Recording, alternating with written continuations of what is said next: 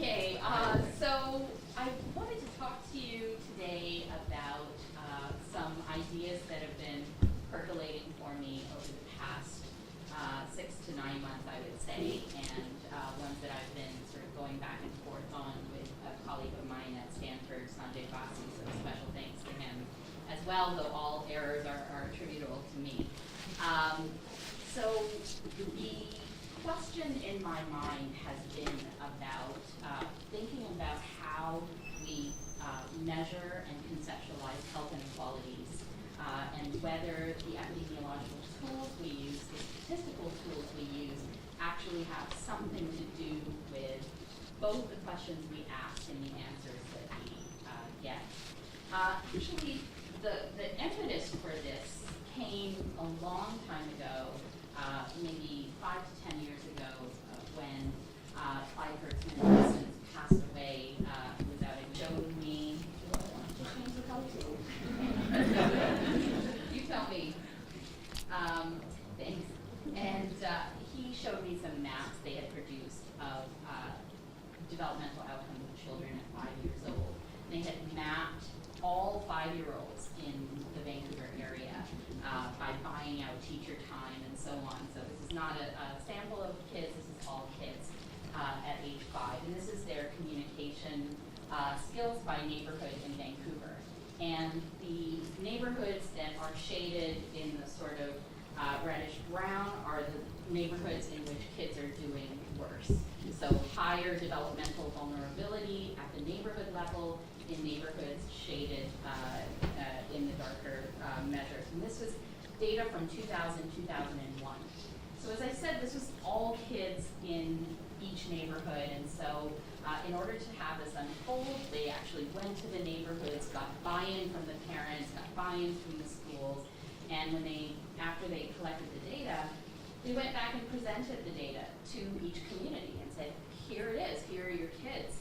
And the communities got very active, they were very incensed by this kind of data, and they decided to implement all kinds of programs in these neighborhoods, reading programs at libraries. There was an increase in sort of accessible after-school programs and that sort of thing.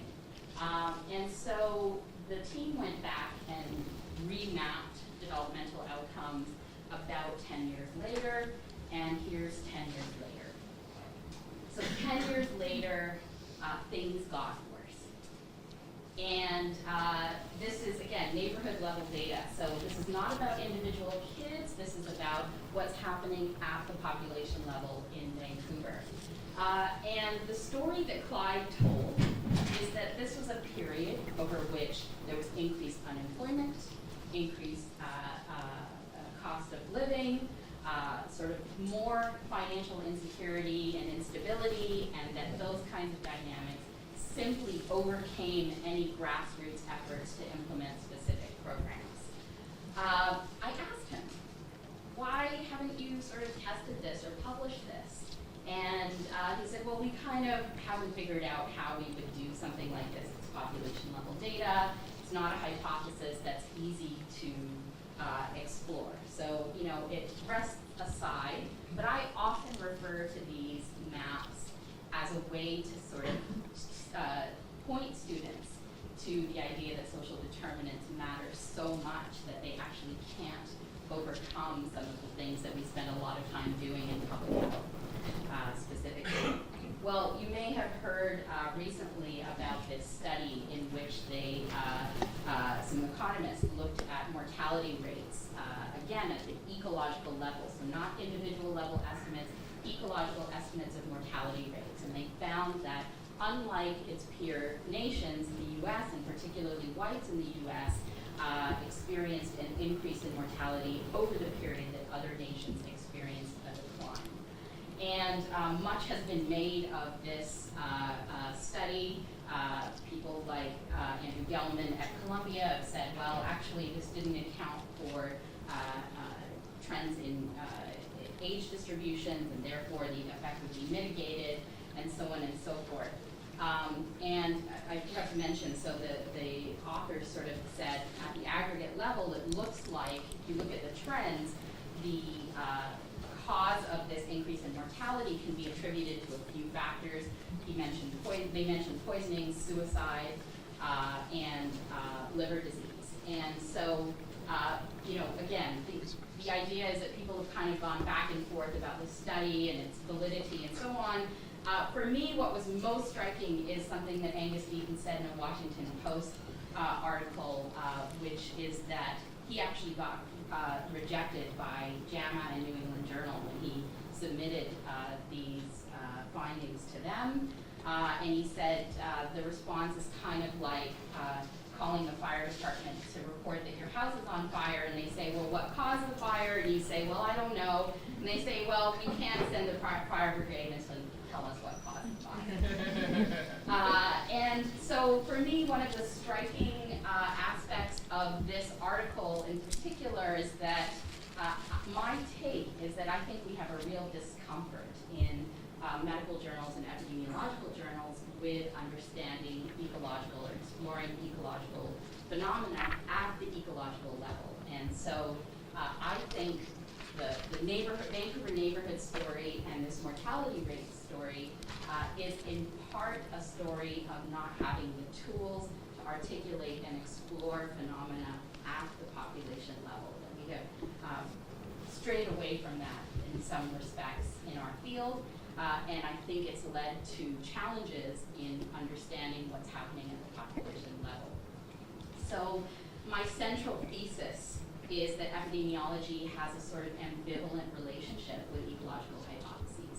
And that at the same time that we need to understand individual level risks, we also need to know what's happening at the population level in real time, in real life. What are the actual trends that are occurring and what explains those trends? And so my basic thesis is that it's not enough to know about socioeconomic inequalities from the perspective of individual risks. So I think what's happened in our field is that we actually had, in the earliest points in time, a very ecological orientation, as I'll explain shortly. And then we got to a point over time where ecological fallacy became a real concern. The idea that when we assess relationships at the ecological level, we actually falsely attribute those same associations to individual level associations. And I think we then went the route of trying to find more robust ways to understand what's happening at the individual level so that we can control for confounding, a very important endeavor indeed. And then we sort of swung back a little, or at least some of us swung back, and started to ask some population level questions, as did Deaton and Case. And in the process of doing so, I think two things happened. So when we started to introduce more ecological level hypotheses, we introduced what I'm calling type 2 and type 3 ecological fallacies. This is sort of, I'm saying this happened in my own work, and I'll explain that in a bit as well. But my sense is that we are in a point in time where we do have better tools to ask ecological questions, that we don't have to trade off between the benefits of individual level analyses where you can control very robustly for confounding, and the ecological level lens that tells us a lot about what's happening to the health of populations. And so this is kind of the tour that I'm about to take you through.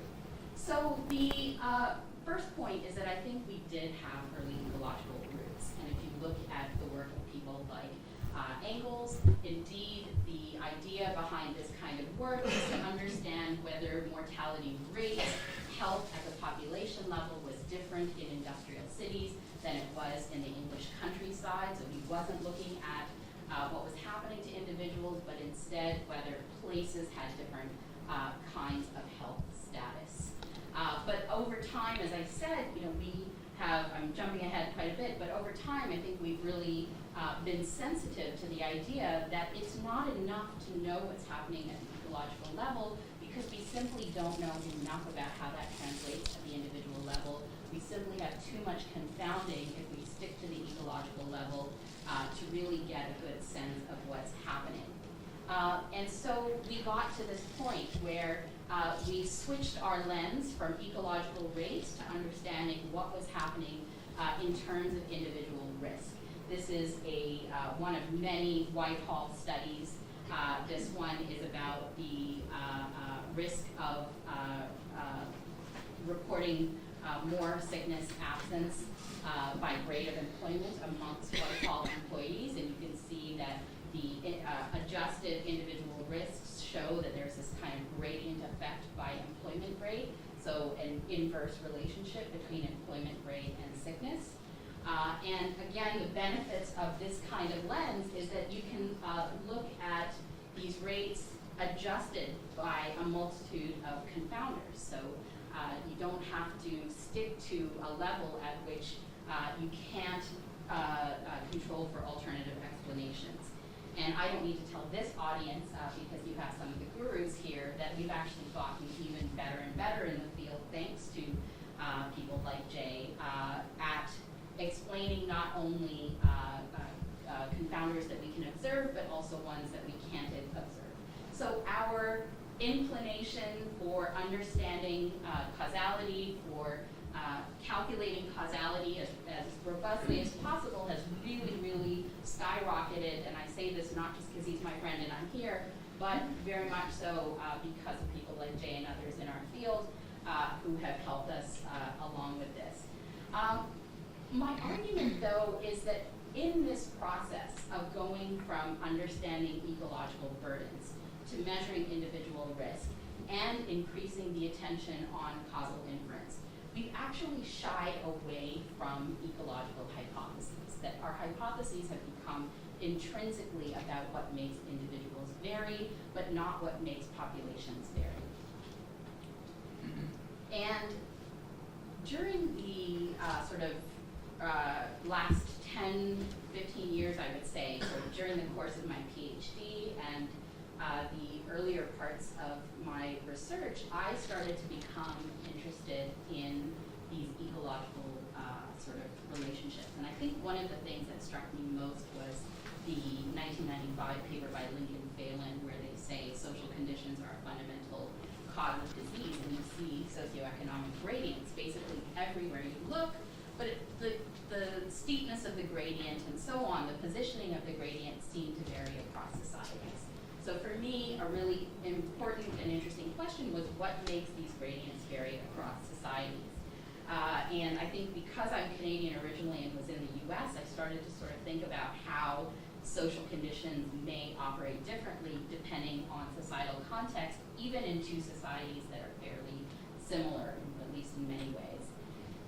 So again, this is the kind of graph that inspired some of my thinking. This is years of education against mortality rates in a sample of 6 countries.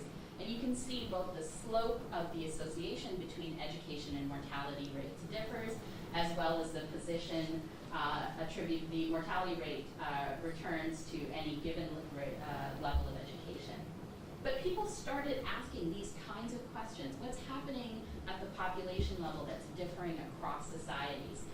This is a graph from Nancy Ross, who's here at McGill, and her colleagues who have done a suite of studies to understand the relationship between income inequality and population health across societies. And one of the arguments they make is that there isn't one relationship between income inequality and mortality. They've actually found that the relationship is fairly non-significant in Canada, but highly significant in the US. In fact, I should say, I think I can disclose this secret. I think they've told me that they've had some trouble publishing their work, precisely because it was at the ecological level and people worried a lot about individual level confounding. So there's this return to ecological hypotheses, but this large problem looming that you still aren't accomplishing what the individual risk estimates provide, which is a better sort of causal inference for these ecological patterns. So enter the kind of work that I was doing that I think has some huge problems attached to it, some of which I'm going to address, but there are many others. So I'll ask you to hold those for those insights till the end. So this is a paper that I did with Clive Hertzman, where we basically said, look, what if we just look at the trends in health between Canada and the US? And you can see that if you do, that around 1980, this gap opens up where Canada sort of has this about 2-year life expectancy advantage over the US for both men and women, and that advantage kind of has sustained over time.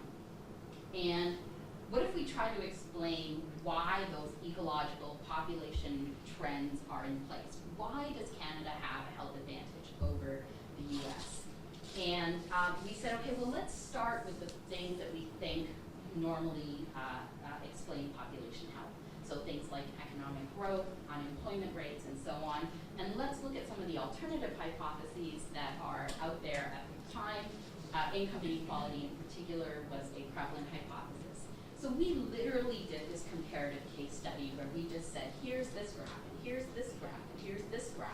And it suggests that the US is outpacing us economically, but we have much lower income inequality. Ergo, our hypothesis is that the ecological rates, the differences at the population level in health between Canada and the US have not to do with traditional economic indicators of well-being, but more with differences in redistribution. But that's it. We just visually compared graphs. And so I think one of the obvious fallacies between Canada, in this study type, of course, is that we haven't accounted for compositional differences in the individuals who live in Canada and the US.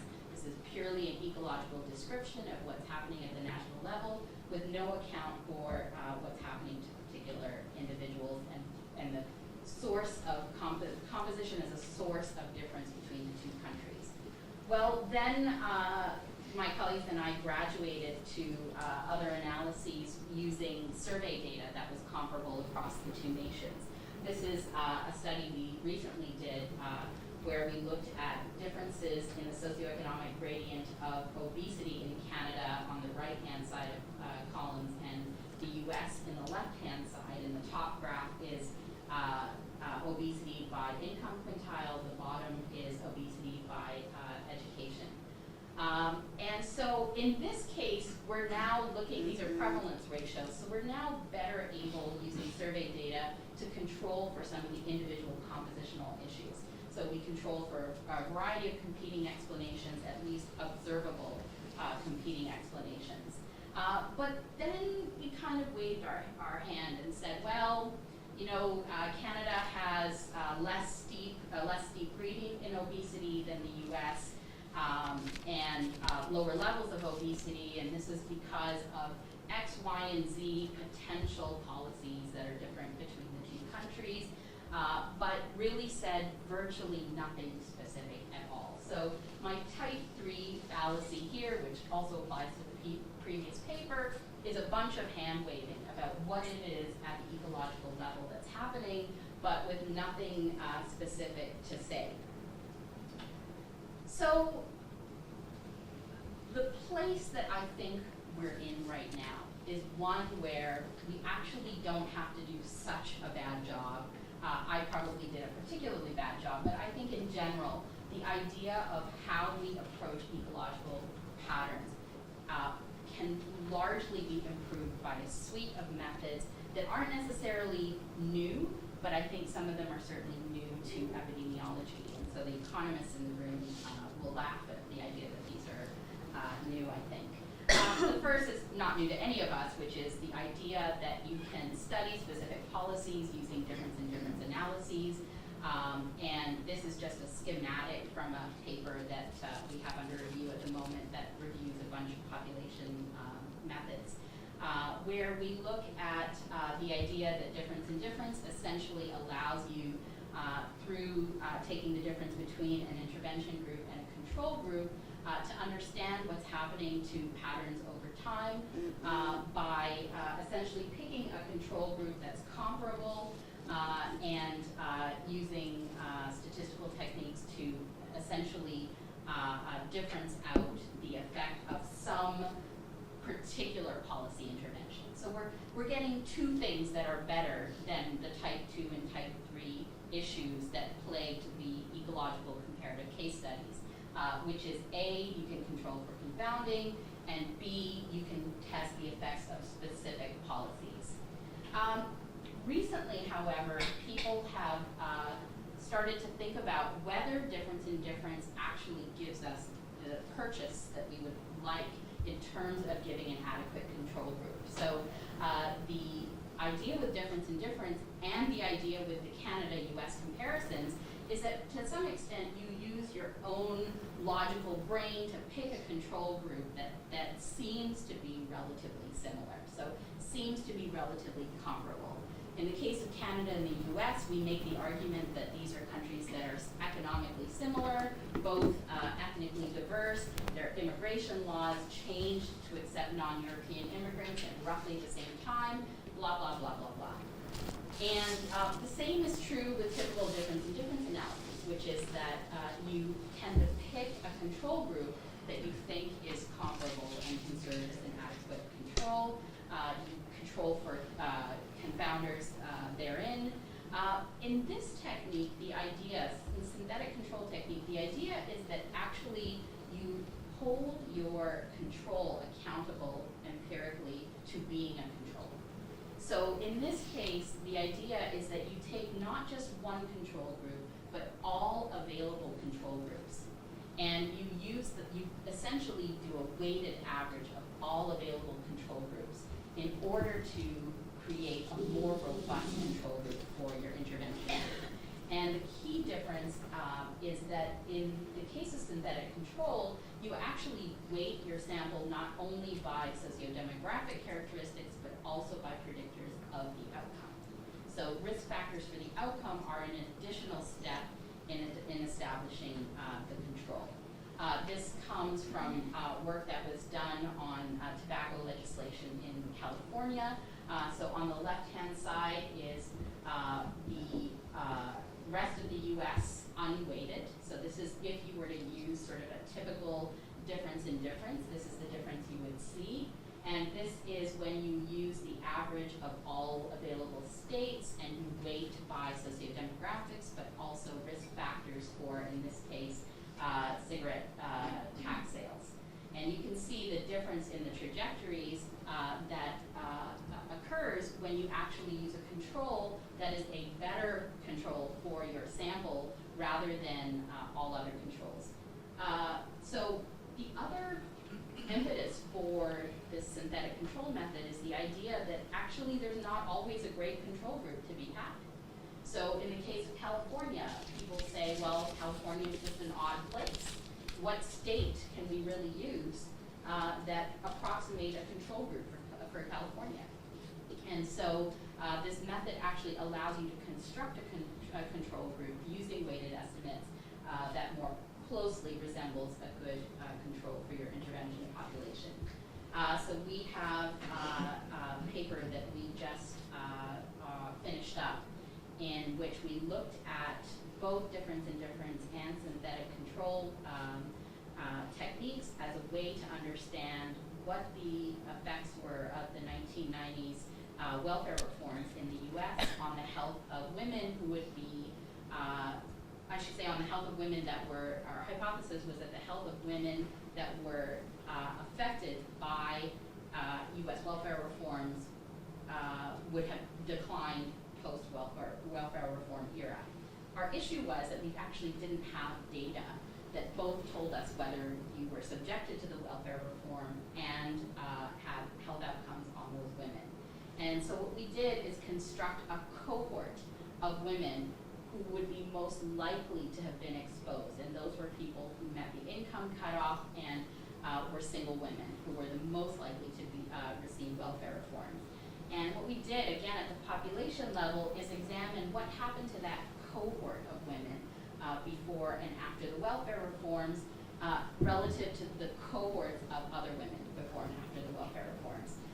So the blue squares are the estimates that we got for difference in difference analysis. So when we use difference in difference analysis, the difference between single women and all other cohorts of women, married women with kids, single women, single mothers, I should say, single women with kids, compared to single women without kids, married women with and without kids. When we did difference in difference, we got these estimates, and so you can see that the change in the probability of outcomes like safe drinking, not smoking, mental health, et cetera, were that there was some change, but not a ton, according to the difference in difference analysis. So the welfare reforms didn't have a huge effect on health, according to the difference in difference analysis. When we did synthetic control approaches, which are denoted by these orange squares, we actually saw a much larger change in health before and after welfare reforms. So again, the difference is that in this analysis, we used a weighted approach to obtain a control group similar to single moms. And in this technique, it was a standard difference in difference approach. And you can kind of think of synthetic control as an extension of difference in difference. So the other technique that we've been toying around with, and this is why I say that sort of economists in the room would chuckle about this being even remotely new, is decomposition. And you guys, again, are no stranger to this technique. This is Sam's paper with his colleagues, in which he looked at the black-white gap in life expectancy. Again, a population level hypothesis, right? This is not about whether, as if you are black or white, your individual risk differs. This is about how to explain differences in the aggregate outcomes into different population groups. And one thing that struck me about Sam's paper as I learned more about decomposition is that you guys actually didn't emphasize this, and I think most papers out there haven't emphasized the fact that decomposition actually fundamentally differs from standard regression approaches precisely because it starts with the premise that you're trying to explain a population gap.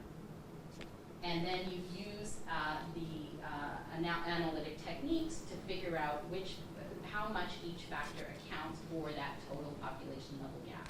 So you're predicting what that gap is and then explaining your way backwards to account for the gap itself. And we've been actually using some distributional extensions of decomposition. This is from methods developed out at UBC by DiNardo, Lemieux, and Boitin, where they actually have started, or not started, but have been trying to figure out, again, a population question, which is how do distributions of outcomes change, or how do they differ between groups? And one thing that we've been recently playing with is the idea that if you think about the socioeconomic inequalities literature, even though we look at the gradient of social exposures, we really only look at socioeconomic inequalities in high-risk outcomes, right? So we're tending to focus, this is obesity, by the way, sorry, body mass, by the way. So we tend to focus on socioeconomic inequalities in obesity, but not socioeconomic inequalities in the broader body mass distribution. And this is, in public health terms, very significant. So the public health people in the room will know that we are very intrigued by the work of Jeffrey Rose, who essentially said, look, the level of high risk in a society is intimately related to the risk distribution in a society. In other words, the reason that some populations have higher obesity than others is because their entire risk distributions, their entire body mass distributions are shifted over compared to other populations. And so we've been adapting this now to the idea that we should actually be mindful of how socioeconomic inequalities in entire distributions vary, not just socioeconomic inequalities in high-risk outcomes. This is the body mass distribution of whites in the US, and this is the body mass distribution of blacks. So these are our kernel density distributions. And what this distributional decomposition method allows us to do, A, is to figure out how different are these distributions, but B, to also predict what is causing the differences between these distributions, what are the sources of the difference.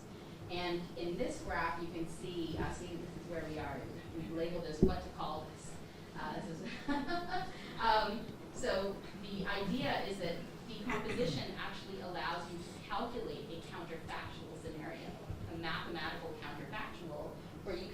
address the extent to which, if you were to give blacks the characteristics of whites, how much would the black body mass distribution change? Again, an ecological, population level question. And so this is the new black body mass distribution when you give blacks white income levels, education levels, physical activity levels, dietary intake levels.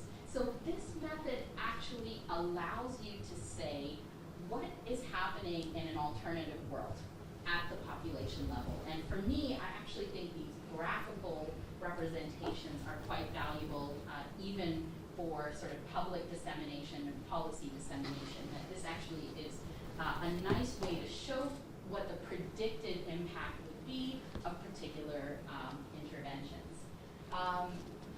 So the issue with this kind of work, though, is that it doesn't have the control for unmeasured confounding that the individual risk literature has gotten to. So at this point, I think we are in a new era where we can test ecological questions with better data, with better methods than we've ever been able to do before. And that along with individual risk, we really need to be mindful of this lens of understanding what's happening at the population level without reducing it to individual estimates. And at the same time, I think we need to pursue these methods better to make them more robust in order to figure out whether we can get to the place that we are with individual risk measures. And I'll leave it at that.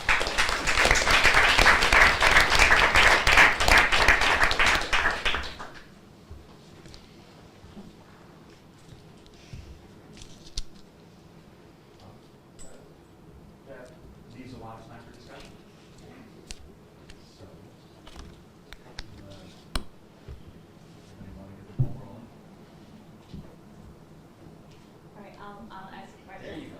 You're a sociologist. Yeah, and I apologize for how this question might come out, but I can't think of any other way to express Go for it it. succinctly. How is what you just presented not just standardization?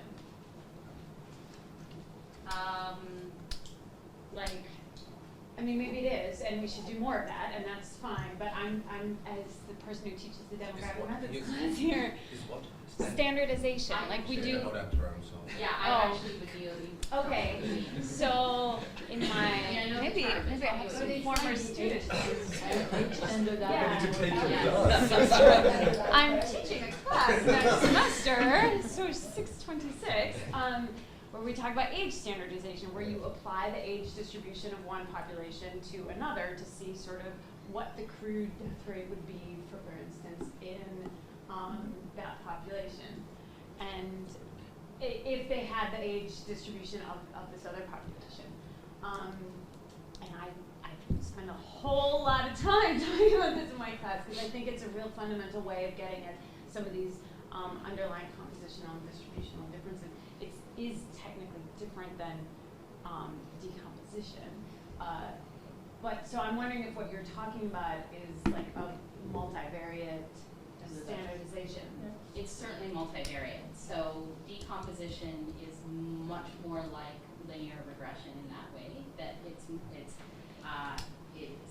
meant to be a multivariate sort of exercise. In fact, the assumptions behind the way that you enter the variables in the model are much more loaded than they are even with linear regression. So if standardization is unifactorial, then that's a key distinction.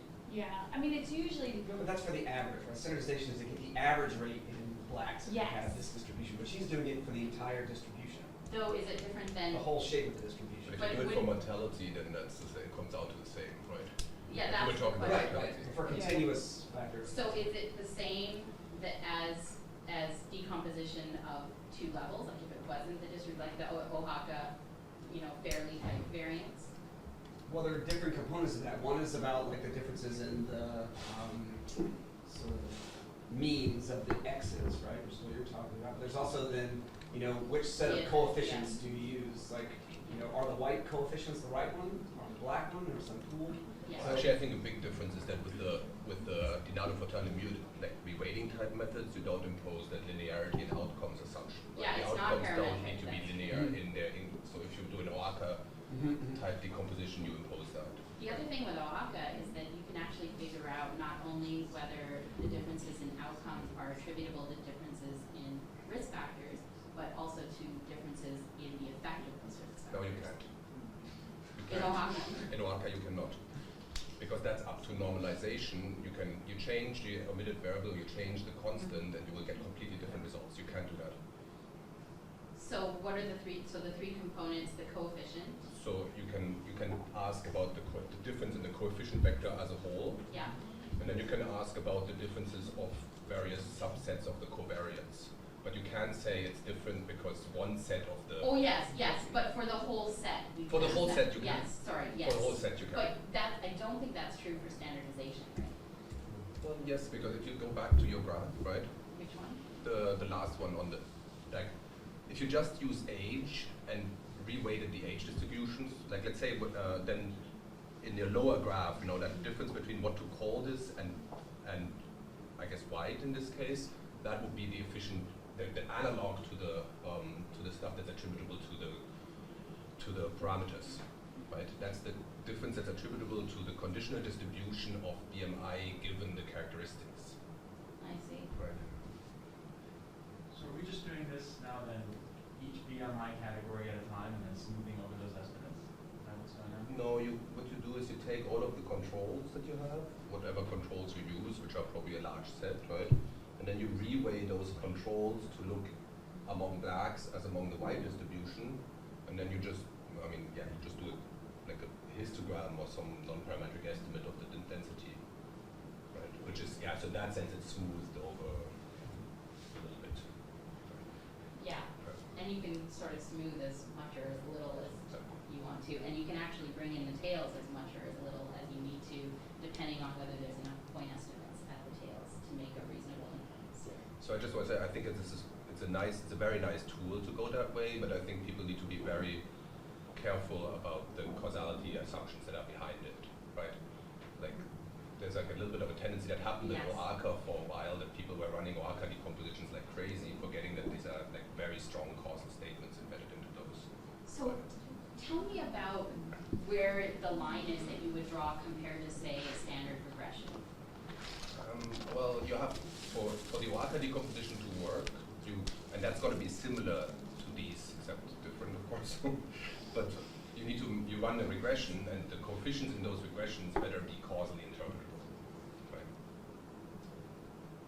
Sorry, I missed that. So for the OACA decomposition, Yeah. you're going to run a regression on blacks in this Yes. case, and a regression on whites, Yes. right? And then you want to decompose into the effect of education and earnings and whatever you want. But for those decompositions to work, the regression coefficients actually have to be causally interpretable. Agreed. Do you So- think that this is That's gonna be true. on the spectrum of attributing or making causal inference? Do you think that there's a difference between decomposition and, say, like OLS? No, I think I think the big benefit of these decompositions, by decompositions you mean what you're showing there, Mhm. yeah, is you can look at the entire distribution, which you can do in OACA, Yeah. and you don't need to impose the linearity on the outcome distribution. That's true, Right. yeah, that's what we find for the Yeah. distributional, but even just for the standard OACA variation, I've been very taken with it compared to other regressions, partly because it establishes a counterfactual. But with the Yes. caveat that it's not a perfect counterfactual. Yes, but it's based on two regressions. Of course, So, yes, yeah. Yeah, using linear regression for making causal inferences has a counterfactual too. This is Well, what the mean would be if yes. I move you up 1 unit, this is what the mean would be if I move you down 1 unit. In that sense, it seems the same. I guess the difference, the other key difference is that the decomposition is starting with population estimate and working backwards to figure out what proportion of that is. And ANOVA also says what proportion is due to, what proportion of the variance is accounted for by this factor that I'm putting in the model. Mhm. So linear regression also includes has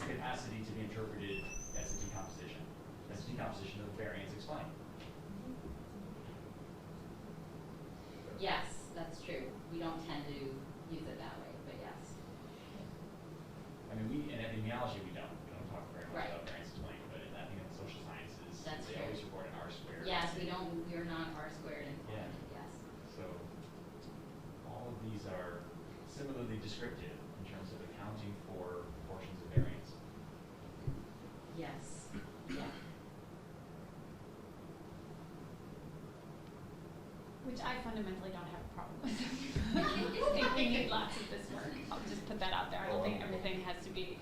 I'm a sociologist. I don't think we always have to run the most sophisticated causal model. But so my question now is that I understand what we're talking about here. I felt like when you started this talk, you were framing it as like an important new way of thinking about outcomes.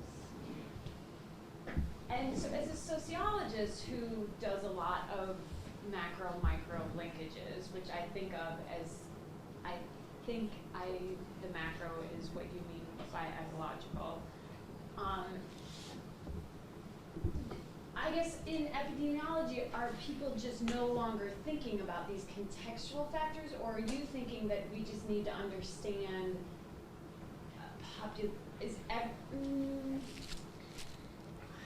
so are you thinking that these kinds of models can then help us understand more about the individual processes, or do you think these are separate phenomena, both equally valid topics of research? I think they're equally valid. I think we've been heavily concentrated on it's not that we haven't worried about context. I think that's something that, at least in this era, a lot of people are researching contextual factors, but they tend to be contextual determinants of individual outcomes.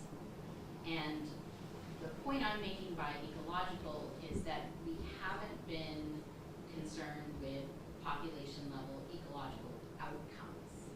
And that in doing so, it actually turns our attention to different contextual factors, or an additional set of contextual factors than we would get if we were only considered with individual risk assessment. So for example, if we're trying to understand what is the socioeconomic inequality in obesity, it could probably land us on trying to understand the contextual factors that lead to differences in the worst outcomes. So this is kind of where the literature has gone. We talk about neighborhood conditions and extreme deprivation versus not, having grocery stores versus not.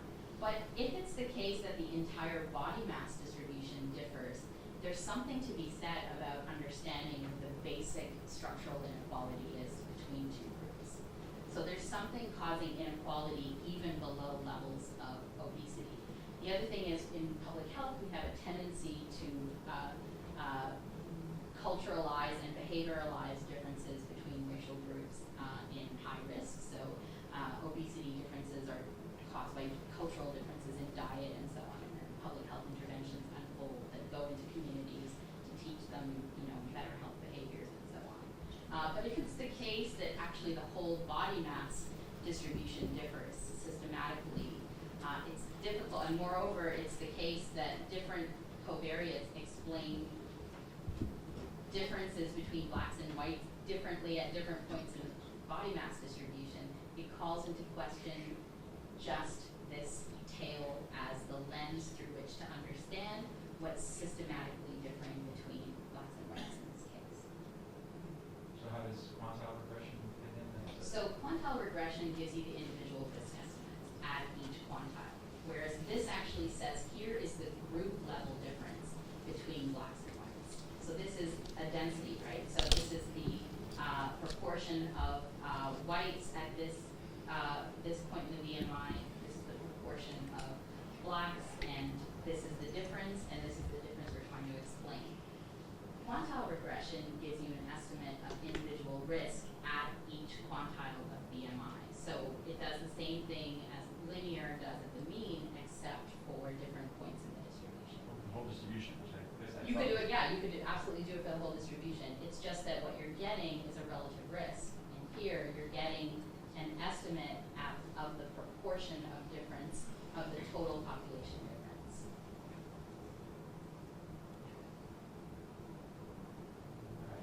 first one, the relative risk, is the counterfactual that you wanted. Like, this is what you would have if you were exposed, and this is what you would have if you were unexposed. Here, you're just saying where people are in the distribution.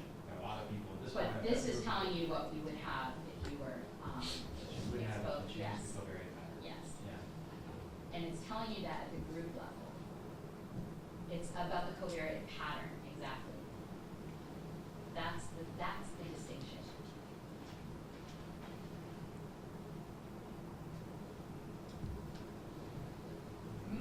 I think you get that out of a regression model too. I can say, here's a covariate pattern, here's the mean you would have if you had this covariate pattern. I can certainly ask my regression parameters to come up with a predicted mean at any covariate We pattern. should do that then. Like, I guess the point is we haven't been, and here are the tools that have been used to do that. So we're in this conversation about different levels and ecologic hypotheses and ecologic bias and atomistic bias.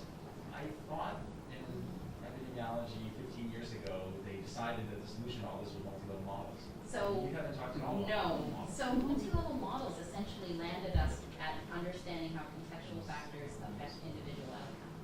What So are the multi-level models in epidemiology? Hierarchical models like Random effects. Random effects, yeah. So we mostly landed at a place where we started to predict how individual outcomes are a function of risk from multiple levels of exposure. So neighborhood effects on individual outcomes, but we don't do so much of the understanding ecological The concern is that the outcome of those models is YIJ.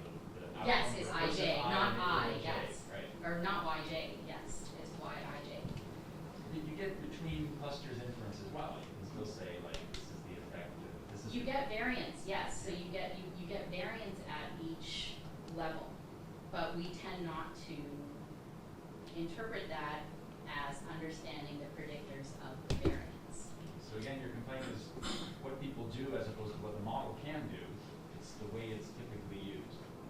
I'm not totally sure, but I think so. You're convincing me that that's part of the argument. Well, I just think that the way, like, if you are actually interested in what happens to the distribution at the population level, these reweighting methods impose fewer restrictions than So random that's effects true of models. this. I mean, this, I'm sort of answering Right, your so- question, this aside. So that I agree with. You can take a random effects model and you can then Yes. generate a counterfactual distribution, which is what these are, right? Yeah, But by estimating a random effects model, you impose more restrictions on what the data generating process is than what you do here. You plenty here too.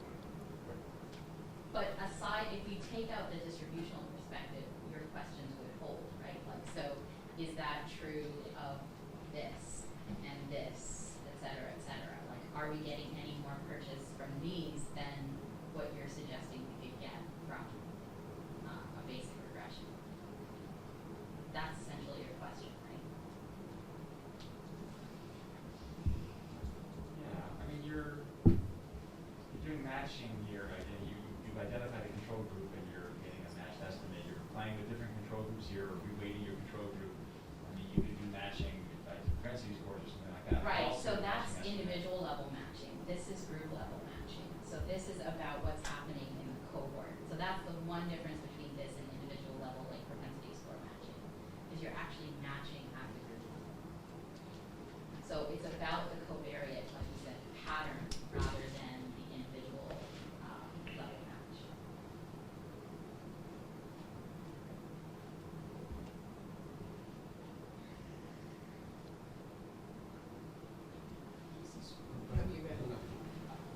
I mean, I'm certainly on board with like the general direction, and I agree that it's important to think about these what we call sort of ecological level outcomes, right? But I mean, in the end, the ecological outcomes you're looking at are built up from individual level risks and events, and so we do need to know something about that, right? So I agree, like there's, I think, just trying to take maybe a broader lens of trying to understand how those pictures fit together, the macro with sort of the micro with sort of macro level observations. Because I was thinking about this, like, it's always like the epidemiologists love hanging if you think about smoking and lung cancer, right? All these things are identical, right? If you know whether or not people smoke, and if you know whether or not a population smokes, those things basically explain the entire trajectory of the distribution and the time trends and everything else. We don't have a lot of other examples like that, so we're struggling to think a bit now, but so I do think that it is important to not lose sight of like the individual level sort of the idea about what puts individuals at risk needs to be just put in context of like understanding broader sociological, social trends, economic things, and sort of distributions of risk factors. So I don't know. I mean, I agree with what you're saying, but part of me feels like you're sort of downweighting individual level sort of ways of thinking that I do think are actually really important. I kind of feel like, the conservatives who think that we're going to be socialists tomorrow if we change the income distribution at all. I don't think we're anywhere near having to worry that individual risk is being downplayed. I'm actually saying that there's an area that is receiving very little play in epidemiology. That actually it's the opposite, that in some ways what we're missing is an ability to understand ecological perspectives in light of the individual risk arguments that most people are making. And that we don't have to sacrifice as much today as we did before in order to study ecological patterns. Like before it was, pretty understandable that we wouldn't do this very much because we just weren't there in terms of causal inference. And we're not at, assessing causality, but we're certainly much further along. And in fact, the idea is that we can actually use individual level data to build up ecological patterns. And before we used ecological data where there was no individual level data to understand what was happening at that level. And I guess part of the reason I think this is important is because I think it actually helps us understand larger societal, it directs us to ask questions about larger societal forces in a way that individual estimates simply don't.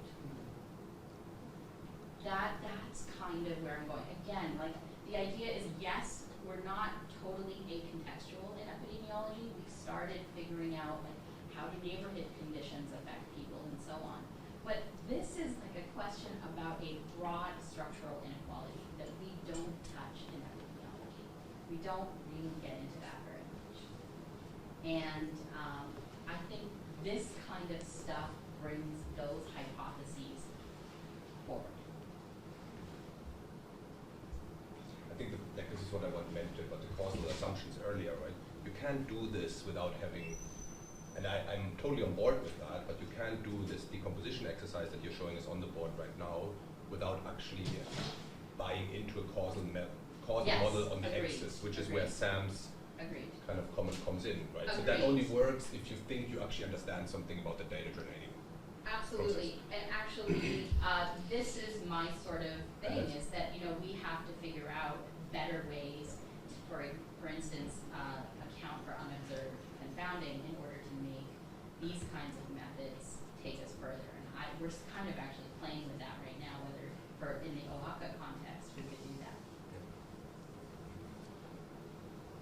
I think it helps you kind of formulate sharper causal hypotheses about what might be going on at the population level that you can test in other ways if you Yeah. actually do these decompositions. Absolutely, and for decompositions, the other issue is unlike OLS, you have to actually think about what dependencies each of the covariates have on each other. So right now what we've been doing is essentially saying mea culpa, we don't know, so we're going to run every variant and average it out. It's sort of the least assumption-laden way, but not necessarily the best. That I would way. disagree with. Yeah, maybe so. I sort of, as I said it, I said, oh, maybe not. But we're not sure what the alternative is to doing that. Fabian's point is if you adjusted for a bunch of things here, you didn't exactly tell us what they were. So Suppose some of the things you adjusted for were actually consequences of the outcome. Suppose you adjusted for yeah, diabetes absolutely, here. absolutely. You'd be totally messed up. Absolutely, totally. Yeah. So the really big pitfall of this is that we don't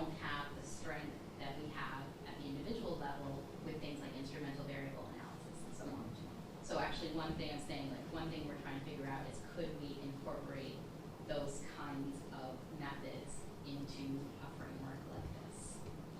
You're right, you're absolutely right, it's a huge problem because this essentially takes us backwards in time in terms of causal inference compared to where the individual risk You just need a day. literature is. With that, You need a day. and you need a day, yeah, you need a day.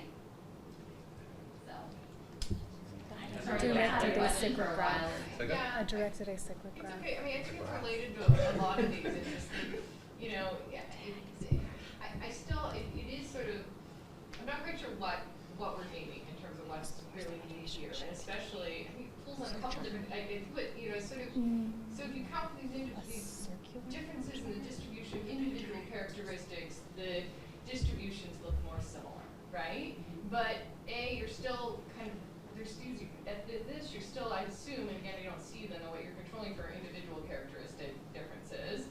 And B, you know, and we don't really know the cause effect thing, but then B, we don't really know, even now, it's like, yes, they look similar. It's like the coefficient on black and white gets smaller, right, when you control for these things. I mean, it's, and you still have the distributions still look really different. Yes, and yes, there's still nothing, I mean, you yes. sort of said, you're like, we're gonna get rid of, you know, type 3 fallacies, and you still have to wave your hands a little bit here and Yes. say, oh, well, here's why we still think, and especially if you're still waving at the level of these ecological factors of, oh, well, there must still be something else at this more macro-ecological level that's going on that still makes it different, or maybe, I don't, you know, yeah.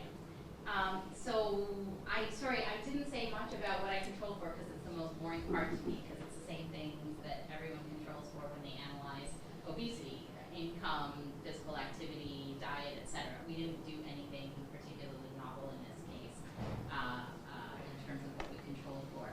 So let me say a couple things. One is that I didn't present the paper we just published looking at blood pressure distribution, where one of the striking findings, and I don't even think we talked about it that much in the paper, was that when you controlled for or adjusted for a bunch of covariates that we tend to adjust for when we look at racial disparities in hypertension, we explained virtually none of the difference in distributions. So in some ways, when we've done these distributional analyses and we start looking at the graphs, it tells us how little we know or how little we're measuring well. Which one it is, I'm not sure. So we actually have been able to kind of it's a visual reminder of how little you're explaining oftentimes in terms of the distribution. If you were not an epidemiologist and you looked at the R squared, Yeah. you might reach a Yeah, significant absolutely. But we know again, like, so the visual graphs have forced us to do this, especially in the distributional context. So in the OACA context, yes. But in the distributional context, it's really fascinating when you see the lack of shift, when you put in everything that we always put in. It's pretty fascinating. So the other part of your question is that we happen not to have tested something macro in this case, so I used it just as an example of how we're applying the DiNardo technique in EPI. But the DiNardo folks did, right? Their initial paper was about how, I think it was unionization, had influenced wage distributions. And so they looked at distributions over time. And so one of the key purchases you get then is that you can actually control for individual covariate differences, but not for unobserved covariates over time that could explain differences in distributions. And they essentially say, look, after we do that, the leftover is the policy effect.